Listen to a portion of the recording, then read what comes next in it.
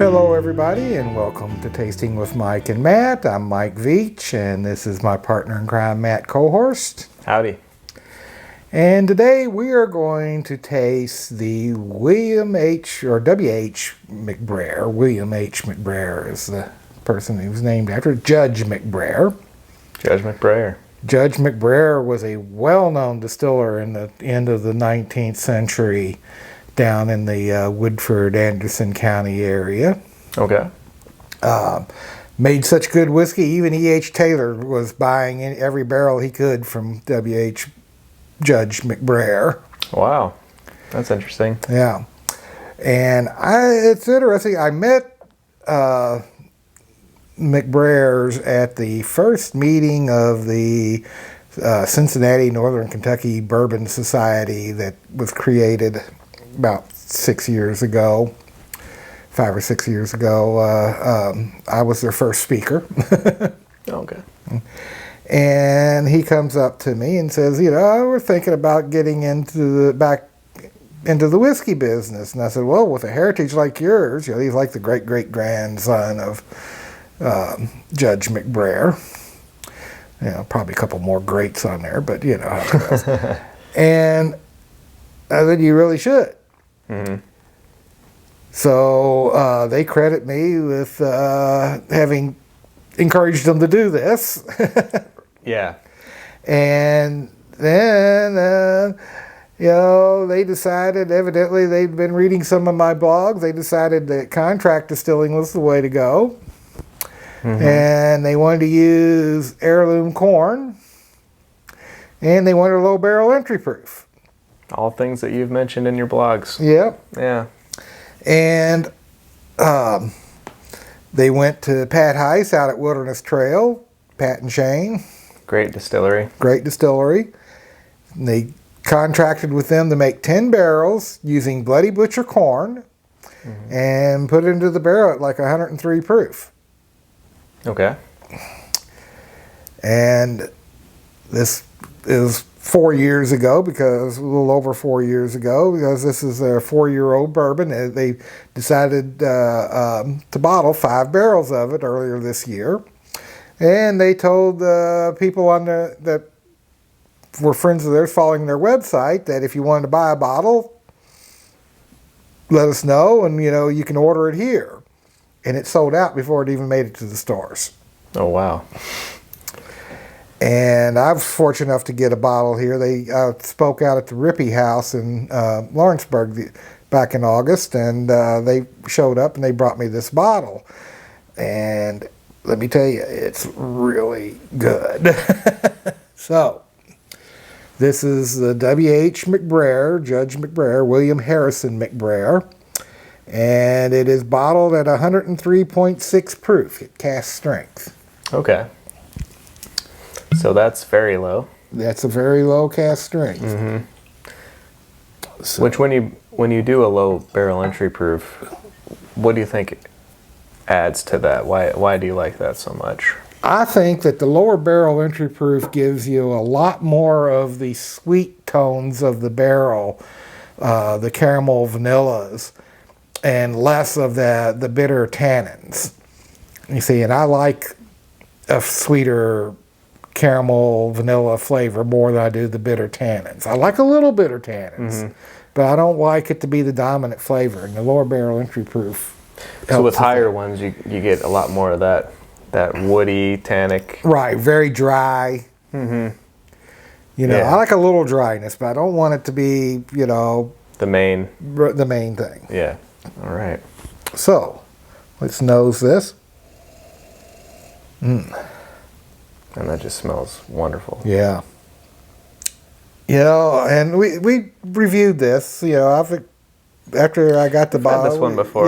We reviewed it and everything. But it's always good to revisit and to see how things might have changed, because that's another blog that people might want to look at. Is the blog that Rosemary inspired me to do was the ephemeral nature of tasting. Mm-hmm. How different situations can affect your taste. Like weather, emotional, I guess. Emotional, yeah. I mean, you just have a bad day at work, and it may not taste as good as it did when you were Yeah. sharing it with your friends on a poker night or something. You're right. Yeah. Now, if this is done at Wilderness Trail, Yeah. I know he's a sweet mash, right? Pat Heisey's a sweet mash. Yeah. So is this a sweet mash as I'm well? sure it is. Okay. Good to know. So I'm getting a lot of that caramel, vanilla, little corn. A little corn. Getting hints of brown sugar, maybe. Yeah, and I'm getting a little fruit. What kind of fruit you think that is? Apples, pears, maybe, or was it more like apricots and Maybe plums? Yeah, some apricot in there, I think. A little peachy. Yeah, I mean it's really it's complex. Yeah, yeah, very complex. You get a little wood, but you're not getting a whole lot of spice. Not on the nose. Yeah, I'm definitely getting Maybe even a little floral note. Maybe that's, instead of fruit, maybe that's what I'm picking up is some kind of like a honeysuckle floral. I don't know. It's complex. I mean, you could sit here and smell it for hours and still get all kinds of different subtleties. Yeah. Yeah. So let's just cut to the chase and taste it. It's my favorite part.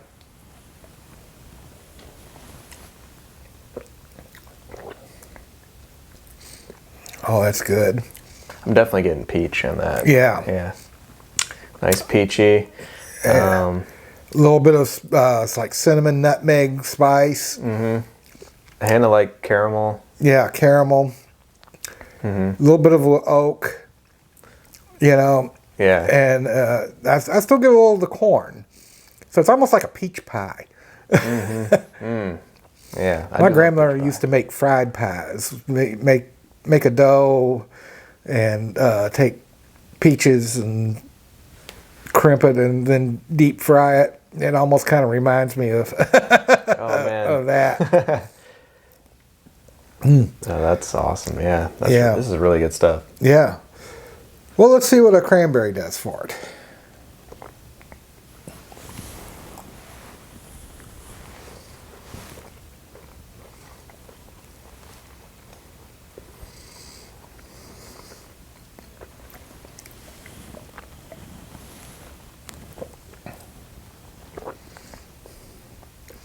That's interesting. It almost takes the fruit out of it.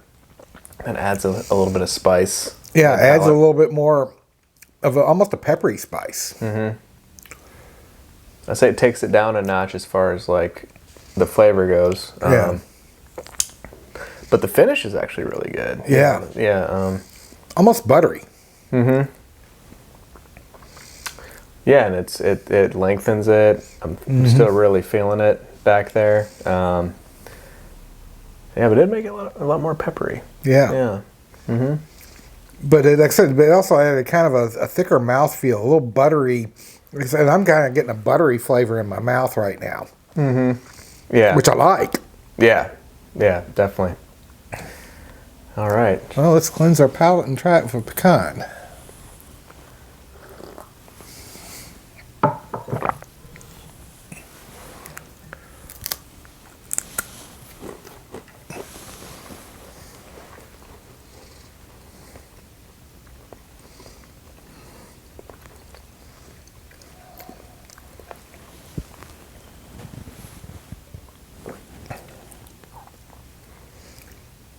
That was nice. I almost give it a little citrusy note, and I think the spice becomes more of a cardamom.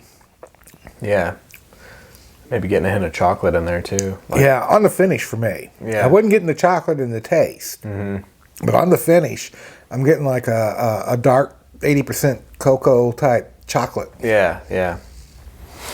Yeah, and it kind of like it. I'm still getting that spice, yeah, like you said, cardamom back there. But Yeah, it's not as peppery as it was with the cranberry. I'm almost getting a little bit like a tobacco or leathery finish, and it definitely richened the mouthfeel for me as well. Yeah. Yeah, just overall, across the board, this stuff is This the is real really deal. good. You know, it's really good. Well, I think they're going to be releasing some more in the spring, and all I got to say is get on their website and yeah. let them make the announcement and buy you a bottle. Yeah. All right. So, cheers to the McBrayer family. Cheers.